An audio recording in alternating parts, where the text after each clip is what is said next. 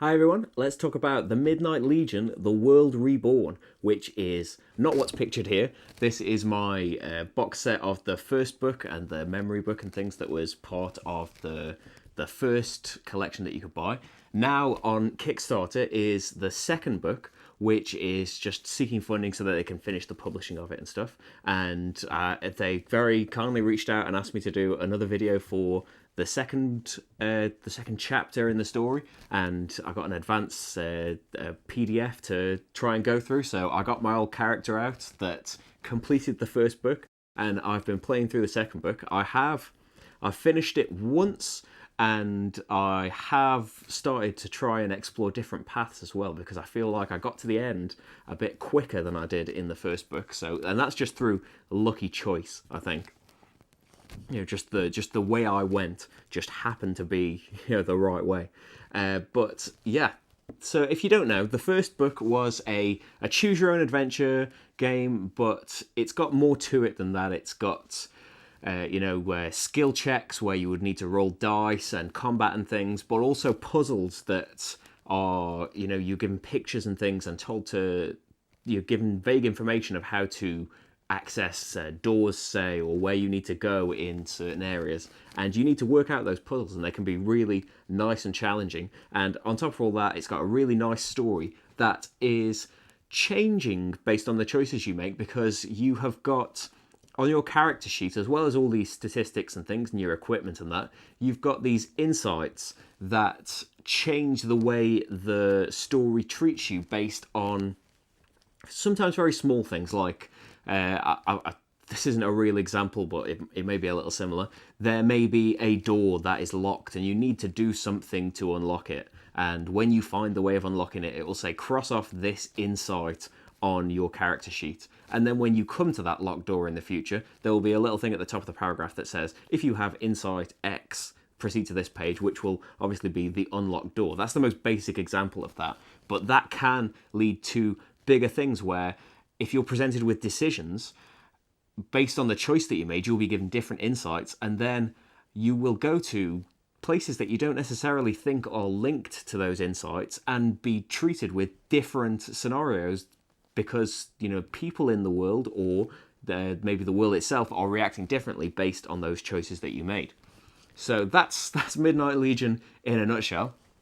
The first game, I feel like I have to spoil a little bit. The first game, I did a little bit of it wasn't really a playthrough. It's about 5 minutes of just the first few pages if you'd like to check out that. And you can check out the first review for more on the system in general. But the first book takes place in this alpha base where you do get to do exploring, and there is more in there than meets the eye, definitely. But this one, I don't think it spoils much to say that this takes place outside that base. And it's on the Kickstarter page, the synopsis of the second book, so I don't think I'm spoiling much saying that. And that lends itself to, obviously, even more exploration and not quite knowing where to go. In a really good way, though, because you have to rely on just instinct of getting there, and it increases the replayability because there are whole, directions that I never moved in where I don't know what I was missing out on by not going there. But there's this sense of huge exploration where you are kind of, depending on your choices, you need to get somewhere basically, and you don't really have any information of where that is. At the same time, at the very, very start of the book, it introduces this new countdown element that when you make bigger decisions about your exploration, you will be told to add time to this countdown timer. You have a certain number of hours, and certain decisions you make will take time up. And obviously, if you don't achieve your objective in the time that you're given, then you're going to run out of time. So that it's a really nice balancing act between you're given a bigger sense of freedom and exploration, but at the same time you're being tied down by this countdown. So I really like that about book two. It's taking everything that you saw in book one and adding to it, as you might expect. There's options where you can play this just separately. If you haven't played the first book, you can just create a character and go straight into book two if you want to.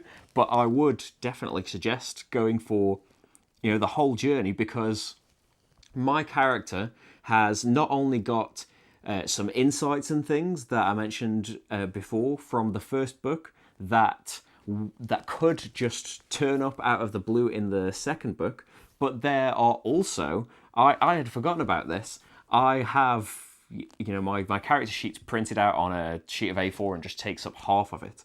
The other half of my character sheet was filled with these notes that I'd made of, I don't want to spoil anything, but if you are given this choice in a dialogue option, then skip this many sections forward and do this instead. If you find this location in book 2, then do this instead of what the book's presenting you with. So there was information that I found in book 1, and sometimes it was clear when it said you'll need this in book 2, but sometimes things have just come up out of the blue where I just happened to notice that my character sheet has this note. I found something in book 1. I had a conversation. I was warned about something maybe, and that's come back in book 2. And that's what I really like about seeing not only the progression of the story and everything, but my character made choices that affected book 1, sure, but I've also made choices that are affecting the story as a bigger whole as well,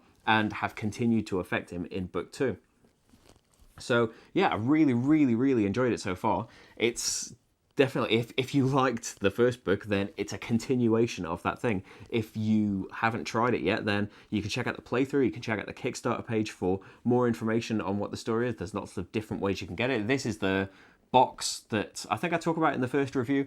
The first book comes with the main game book, and then it comes with a book of rules and memories. That's the thing. I think I talk about that a lot in the first review, but that is a thing I really like. It's your character doesn't have his memory of where he is. That's why in this book he's looking for something that he should know about, but he doesn't because his memory hasn't come back yet. It's come back a little bit based on what you did in the first book, but you have this book of memories, and sometimes you will come across items or people or situations, and the book will tell you, if you satisfy these conditions, you can unlock this memory, and then you get to turn to a page in the book and read about what your character suddenly remembers. That's a really nice way of telling the story, and also enhancing what's going on in the game. Sometimes you get a little bit more information. You might find an item that the book tells you is just some unknown piece of rubbish, but if you manage to unlock a memory for it, then it will tell you exactly what it is, and it might be a really useful thing for you.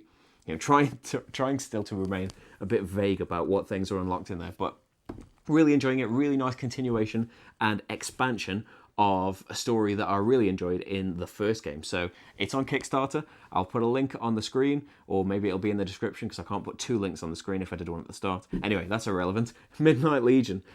Book 2 is on Kickstarter right now, and thanks for watching everyone, and I'll see you for the next game. Bye.